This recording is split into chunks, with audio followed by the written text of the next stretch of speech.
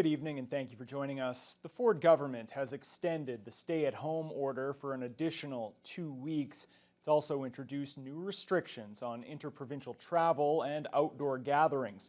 It comes following a record 4,800 new cases province-wide today and new modeling that suggests a worst-case scenario of 30,000 daily cases by June, and that virtually every ICU bed in the province could be filled with patients by this time next month. Effective immediately, we're extending the emergency declaration and prolonging the stay-at-home order province-wide for an additional 2 weeks, for a total of 6 weeks. Outdoor gatherings will now be strictly limited to members of your own household only. Anyone who lives alone can join with one other household. We'll be closing all non-essential construction. We're restricting all outdoor recreational amenities, such as golf courses, basketball courts, soccer fields, and playgrounds. We're reducing capacity in big box retail even further to 25%. Beginning Monday, we're setting up checkpoints at all interprovincial borders. The government is also giving police sweeping new powers to stop and question anyone outside of their homes in an effort to curb the rampant spread of the virus. The president of the Thunder Bay Chamber of Commerce says the local business sector will be even further impacted by today's announcement from the Premier, and she's pleading for more financial support from the government. Charlotte Robinson says the added restrictions aren't just discouraging, they'll severely damage local businesses. She's calling for more vaccines for essential workers as well. That wasn't included in Ford's announcement today. The extra 2 weeks of the stay-at-home order may not seem like much, but Robinson says every extra week means more losses for business owners. One positive, according to Robinson, is that curbside pickup is still permitted for small businesses. As for the announcement that golf courses will be closed for the duration of the stay-at-home order, Robinson hopes the closure is short-lived, both for people who work there and those who play. Certainly hopeful that that will be not a long-term piece over the summer, but now we're being asked basically to make these additional restrictions in order to save our summer. So let's hope that we need more money to help support these businesses through this extra time, and then we're hopeful that will be bring us to a brighter summer in a few weeks. Well, the Thunder Bay District Health Unit is reporting that 2 more people have died of COVID-19, bringing the total number of pandemic deaths to 58. It comes as the district hit 3,000 total cases today. There are 8 new infections. 6 of those are in the Thunder Bay area. 1 comes from a First Nation community, with the remaining case from elsewhere in the district. 1 new variant of concern has also been found. It's the 10th variant case so far.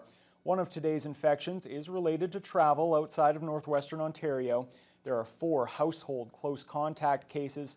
3 exposure sources are still unknown at this time. 57 of the 3,000 cases are still considered active. That's down from 61 yesterday. With ICU beds across the province filling up at an alarming rate, the president of the Regional Health Sciences Centre says the hospital is preparing to offer help to provincial hotspots. Corey Nordstrom explains. As COVID-19 cases climb in the GTA, there is growing concern that COVID patients may need to be transported wherever there are free intensive care beds. Thunder Bay Regional President Rhonda Crocker-Ellicott says the hospital is already preparing should the need arise. We're prepared. We do have expansion plans in place for our intensive care unit to ensure that both our community and region are well cared for should the need arise, as well as we're there for the rest of the province should the need arise for them to transfer individuals to our Health Sciences Centre. At this point, no patients from Southern Ontario have been transferred to Thunder Bay, according to the hospital president. So we haven't seen that, but we certainly work daily, our ICU directors, with the critical care command table provincially, who identifies where individual patients' care will be delivered depending on the situation that various ICUs find themselves in. So we haven't seen that come this far into the north at this point in time. As of today, officials from the regional announced there are now 15 COVID-positive patients in hospital, with 7 of those in the intensive care unit. Those lower numbers, combined with the dropping active case counts, are a good sign locally. It's good news at the Health Sciences Center, and there's positive news in the community as well. So we're hopeful that this positive trend can continue. Corey Nordstrom, TBC News. Another outbreak has been declared in the town of Emo, and it's again being linked to an Easter celebration in the area. The Northwestern Health Unit announced 5 more cases in Emo today, bringing the total there to 16. There are now 61 active cases in the total NWHU catchment area. Medical Officer of Health, Dr. Kit Young-Hoon, says the majority of infections in the Rainy River area are related to the outbreak at the Calvary Baptist Church. Also stemming from that outbreak is another that's been declared at the Sturgeon Creek Alternative Program, the site of the religious gathering. Both a student and staff member at the school have tested positive. Students are currently on spring break before they switch to virtual learning. We do want to ensure that the community is aware that there is a heightened risk that could affect the community. But also, there's transparency is another good reason. And in the end, we still need to do case and contact management, even though the school's closed. An investigation into possible COVID exposures at the New Gold mine in the Rainy River area is also underway. Young-Hoon says there were interactions between a COVID-positive person and other workers. Thunder Bay Superior North MPP Michael Gravel got his COVID-19 vaccination today. The 72-year-old politician received his first dose of the Moderna vaccine at the District Health Unit Clinic located at the CLE Coliseum. Gravel says other people he spoke to there who were waiting to be vaccinated told him they were very satisfied with the process, and he says he couldn't have asked for a better experience. I'm very pleased to get my vaccine. I booked it a couple of weeks ago and was able to get it for today. The process inside is very impressive. People are moving through the system very quickly. It probably took, once we were inside, about 20 minutes in total, including the wait time afterwards. No particular soreness or anything yet. I'll wait and see. They warned me that I need there may be some minor side effects, so I'll be watching for that over the next couple of days. Gravel urges everyone who is eligible to sign up to get their vaccine. Long-term care facilities across Ontario are receiving more than $99 million in federal and provincial funding for COVID-related infrastructure improvements, and nearly $6 million of that is coming here to the Northwest. The Rainy Crest facility in Fort Frances is getting the most money, nearly $2 million, to install new sprinklers and a new energy-efficient HVAC system for better heating, cooling, ventilation, and air filtration. The other funding recipients include the Extended Care Wing of the Atikokan Hospital, which is getting more than $1.8 million. The Rainy River Health Centre will get nearly $1.5 million. Manitouwadge Health will carry out more than $300,000 in upgrades. Thunder Bay's Hogarth Riverview Manor is getting $340,000, and Pioneer Ridge Home for the Aged will receive $233,000. 85 families in 7 First Nations across the Northwest will be moving into brand new accommodations over the next 6 months. Federal Minister Ahmed Hussen announced $21 million to build multi-unit residences as a part of Ottawa's Rapid Housing Initiative. The projects are located in Wajuskaniggum, Deer Lake, Eagle Lake, Shoal Lake 39, Mishkegoguming, Webequie, and KI First Nations. Materials have already been delivered on the ice roads, and Hussen says families will be able to move in by late summer or early fall. We mean housing built very quickly. This is not only important for those who will get a new home, a new safe and affordable place to call home. It is also good news for the community and for the local economy, because this work will create well-paying, good quality middle-class jobs when they're needed the most. Simply put, this is good news for everyone. Webequie Chief Cornelius Wabas welcomes the construction of a 6-plex unit and a pair of 4-plexes this year. He says the projects will relieve overcrowding issues for at least 14 families in his community. Thunder Bay's Care Bus pilot project came to an end today. The operation started on March 8th, providing support for the city's vulnerable population. The bus offered a respite from the cold, along with free transportation, food and water, warm clothing, harm reduction supplies, and personal protective equipment. Basic health care was also provided at times.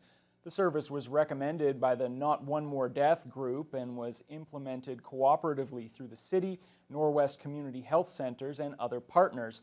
Norwest CEO Juanita Lawson says the care bus served or made contact with more than 2,400 people, which she feels is a clear indication that more help is needed. This is a response to a crisis in our community and in many of our communities where the needs of individuals are not being met. And they're not being met with regards to the basics that we all need, which is a safe place, a home, housing, access to financial resources so that they can buy food. Lawson says they're committed to using what they learn from this project to look at other opportunities to provide care to vulnerable people moving forward. More than a dozen used wheelchairs at the Southbridge Roseview Long-Term Care Home were picked up today by Memo, the nonprofit group that ships medical equipment to third world countries. Roseview officials say motorized and non-motorized wheelchairs were left behind by former residents whose families chose not to claim them. The devices are personalized to a user's specific needs, so they aren't easily transferred to new residents here. Memo Operations Manager Tom Baxter says the chairs will be loaded into a shipping container and sent to Zimbabwe in May. The chairs will take anywhere from 2 to 5 months to arrive, but he knows it's better later than never. When you get over there, these people have nothing whatsoever. And so when some of them who are injured or paralyzed, well, you'll see them crawling in the dirt because they can't get up and they don't have a chair. So these chairs are going to be fantastically valuable. And it means if a family loses a loved one and a chair is donated, it's going to go and have a new service and new life in some other country like Zimbabwe. Anyone who wants to donate to the nonprofit group can visit memoministry.org. Well, Fiona, I was out and about this morning, a little chilly out there, not short weather, but as the sun came up, so did the temperature, so that's a plus. Yeah, it was definitely a cool one to start. Wind chills overnight hit -8, but we warmed up into the double digits once again, a high of 11 with lots of sunshine. Winds from the north-northwest, so they were a little bit cooler direction, but fairly light, just 11 to 16 kilometers per hour. Now to the west, there is a fair amount of lingering cloud in Fort Frances, but they're still enjoying double digits at 10, as is Atikokan at 11, 9 in Upsala, Dryden, and Kenora. It was mostly cloudy much of the day, although they had a few sunny breaks in Red Lake. They're currently also at 9, as is Sioux Lookout, 8 in Armstrong. Greenstone, not quite as warm, but check out the sunshine. It's just been glorious there today. Marathon currently in the double digits as well at 10 and 6 in Sault Ste. Marie. It has been mostly cloudy. They've been dealing with the tail end of some showers and that system moving through. Now here in the city of Thunder Bay, we are going to see another cool night. We will once again slip below the freezing mark, which is par for the course for most of the region tonight. With the wind chill, could feel closer to -8, but the double digits that we've seen the last couple of days, those are going to continue into the weekend, which is good news. And hopefully you will enjoy them because there is a bit of cold air that's going to be pushing into Canada for the beginning of next week. We're not saying it's the return of winter, but it's definitely going to be a bit of a cool down. I'll have more details later on in the news hour. And we'll have to brace ourselves for that. Thank you, Fiona. Well, we'll have to brace ourselves for this as well. More delays bringing the Moderna vaccine into Canada. That's the bad news. The good news, however, is that millions of more Pfizer doses will be coming into the country over the next few months. We'll have the details as your Friday News Hour continues. We will continue to press Moderna and all of our other suppliers to do everything possible